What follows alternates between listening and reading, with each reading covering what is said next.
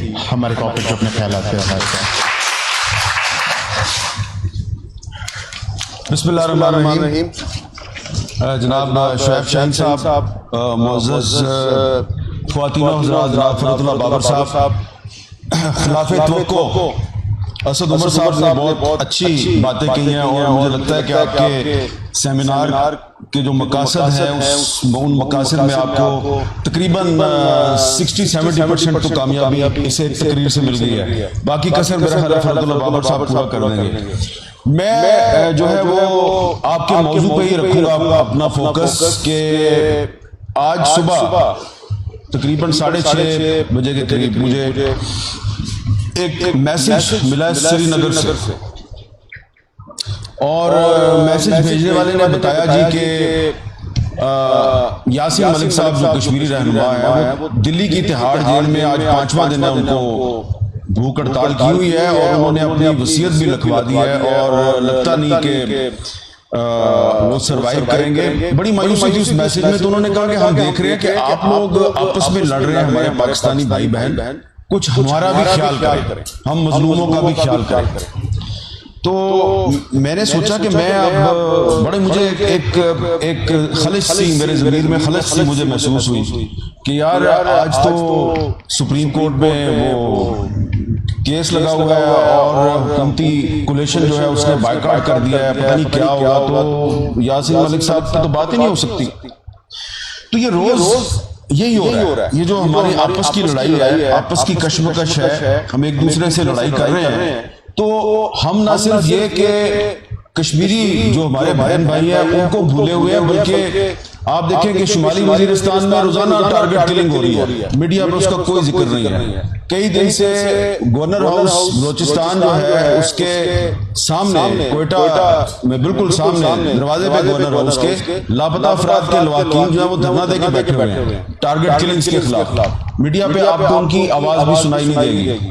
اور یہ بارش کی وجہ سے، طوفان کی وجہ سے، سیلاب کی وجہ سے جو صورتحال ہے، اس پہ بھی توجہ کم ہے. ساری توجہ کس پہ ہے؟ ہماری جو آپس کی اناپسندی کی وجہ سے جو ایک سیاسی لڑائی ہے، ہم سب کا فوکس وہی ہے. ابھی بھی جلدی تقریریں کر کے ہم سب نے بھاگنا کدھر ہے؟ Supreme court. وہاں پہ کیا ہو رہا ہے؟ ایک میچ ہے جس میں ایک فریق جو ہے وہ کہہ رہا ہے کہ ہم نے بائیکاٹ کر دیا عدالت، اور ہم عدالت میں نہیں جا رہے. تو یہ جو آپس کی لڑائی ہے اور عدالت کا بائیکاٹ ہے، اور ہم اس لڑائی کی طرف بھاگ رہے ہیں. تو صبح ادھر آتے ہوئے ایک شعر میرے ذہن میں آ رہا تھا، محسوس یہ ہوتا ہے یہ دور تباہی ہے. شعیب شاہین صاحب، محسوس یہ ہوتا ہے یہ دور تباہی ہے، شیشے کی عدالت ہے، پتھر کی گواہی ہے. شیشے کی عدالت ہے عارف چودھری صاحب، اور گواہی جو ہے وہ پتھر سے آپ لیتے ہیں. تو جب شیشے کی عدالت میں پتھر گواہی دینے جائے گا تو پتھر جو ہے اس کو تو کچھ نہیں ہونا. عدالت جو ہے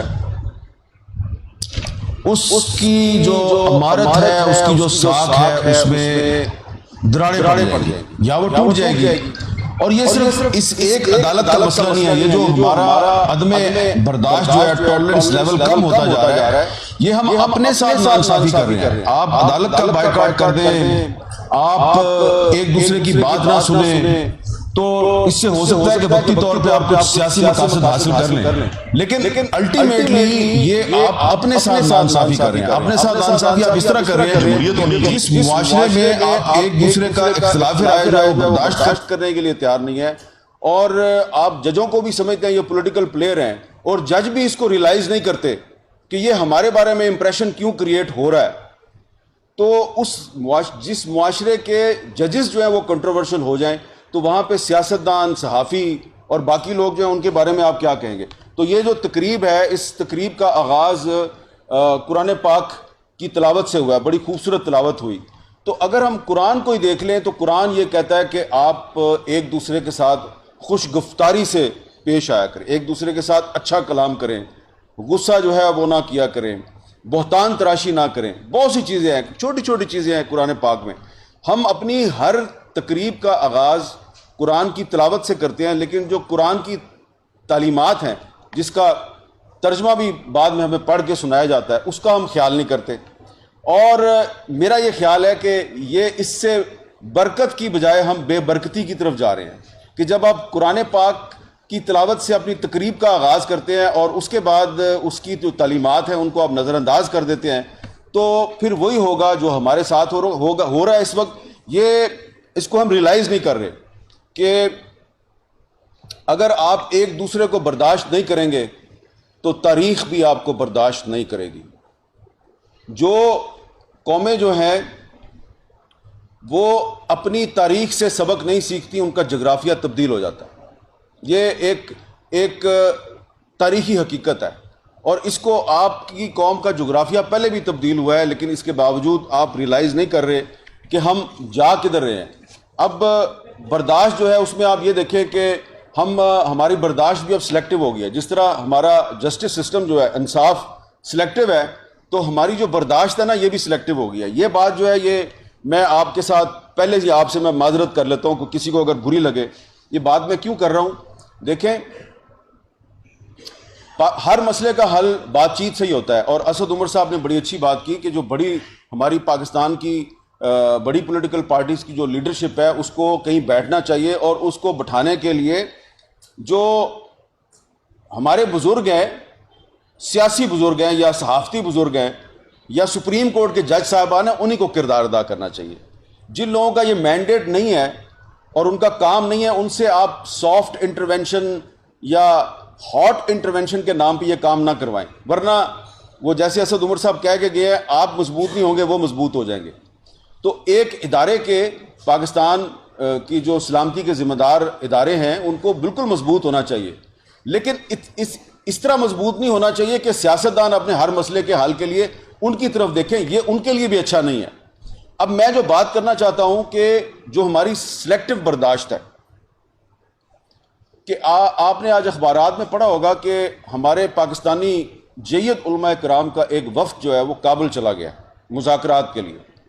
ایک ایسی تنظیم کے ساتھ مذاکرات کرنے گیا ہے جس پہ پابندی لگی ہوئی ہے.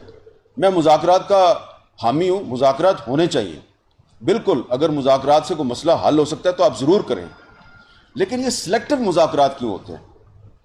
یہ مذاکرات صرف ان کے ساتھ کیوں ہوتے ہیں جن کے ساتھ آپ کے علماء کرام کا کوئی قلبی یا کوئی نظریاتی رشتہ ہے یا وہ آپ کا خیال ہے کہ وہ ان کی بات مان لیتے ہیں.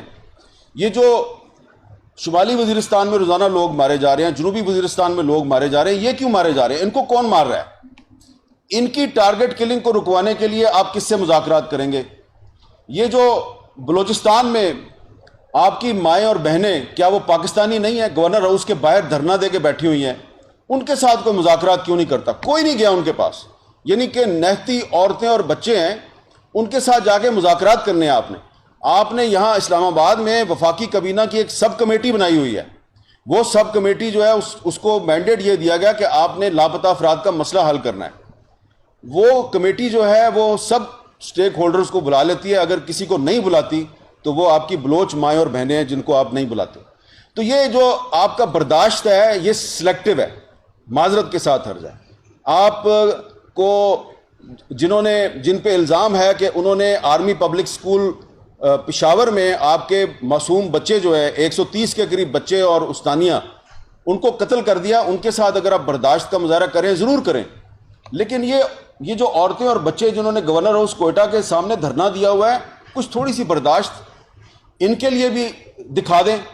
اور آپ کو پتہ ہے کہ ایک ہماری قومی اسمبلی کے الیکٹڈ ممبر ہیں, ان کا نام علی وزیر ہے, ان کا تعلق جنوبی وزیرستان سے ہے. آپ کی سپریم کورٹ نے ان کی ضمانت کی ہوئی ہے, آپ کی سندھ ہائی کورٹ نے ان کی ضمانت کی ہوئی ہے. ان کے لیے برداشت کا مظاہرہ نہیں ہو رہا. ان کو بہت سے کیسوں میں الجھایا ہوا ہے. اور جب بجٹ سیشن میں اسپیکر قومی اسمبلی راجہ پرویز اشرف ان کا پروڈکشن آرڈر جاری کرتے ہیں تو اس پہ امپلیمنٹیشن نہیں ہوتی. میسج دیا جاتا ہے کہ یہ جو قومی اسمبلی کا اسپیکر ہے یہ جتنے مرضی پروڈکشن آرڈر جاری کر لے, ہم اس کو نہیں لے کے آئیں گے قومی اسمبلی میں. کون دیتا ہے یہ میسج آپ کو؟ اس کے لیے برداشت کیوں نہیں ہے؟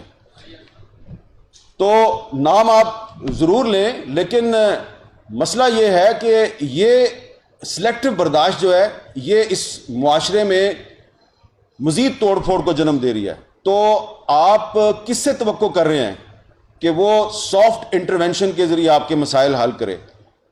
ان سے توقع کر رہے ہیں کہ جو علی وزیر کے بارے میں برداشت کا مظاہرہ نہیں کر رہے اور اس کے بارے میں سافٹ نہیں ہوتے. یہ ایک حقیقت ہے, میری بات کا برا نہ منائیں. اس پہ آپ لوگوں کو بھی سوچنا چاہیے کہ ہم روزانہ ادھر ادھر یہ بات کرتے ہیں اور ہمارے سیاستدان جو ہیں, بڑے بڑے جگادری سیاستدان جو ہیں, وہ اداروں کے بارے میں جو مرضی تقریر کر دیں, جو مرضی دھمکی دے دیں, لیکن ان کے اوپر کارروائی نہیں ہوگی, ان کے اوپر 124A نہیں لگائی جائے گی. لیکن علی وزیر ہوگا یا کوئی بلوچستان کا سیاستدان ہوگا تو اس پہ 124A لگا دیں گے. آپ برا نہ منائے گا. پھر لوگ سوال کرتے ہیں ہم سے, ہمارے جو بھائی ہیں بلوچستان کے یا خیبر پختونخوا کے, کہ یار یہ علی وزیر کا مسئلہ یہ ہے کہ اس کا ڈومیسائل جو ہے وہ پنجاب کا نہیں ہے, یہ مسئلہ ہے. تو جب آپ سلیکٹو برداشت کا مظاہرہ کرتے ہیں تو پھر اس طرح کے سوال لوگ اٹھاتے ہیں, اور جب اس طرح کے سوال جو ہیں وہ میرے جیسا آدمی جو ہے وہ آپ کے سٹیج سے آپ کی خدمت میں پیش کرے گا تو میرے بارے میں بھی کہا جائے گا کہ یار یہ جو ہے نا یہ تو ہے ہی پاکستان کا دشمن.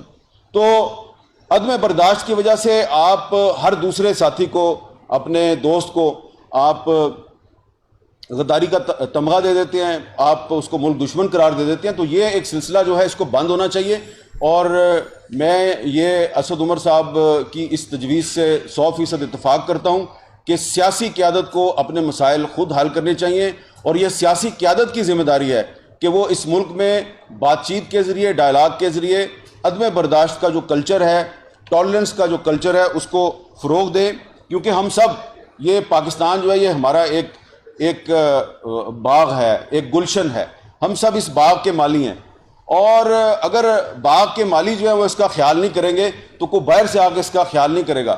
وہ ایک شاعر نے کہا تھا نا کہ حفاظت باغ کی جب باغ کے مالی نہیں کرتے تو پھر موسم بہاروں کے بھی ہریالی نہیں کرتے. بہت بہت شکریہ.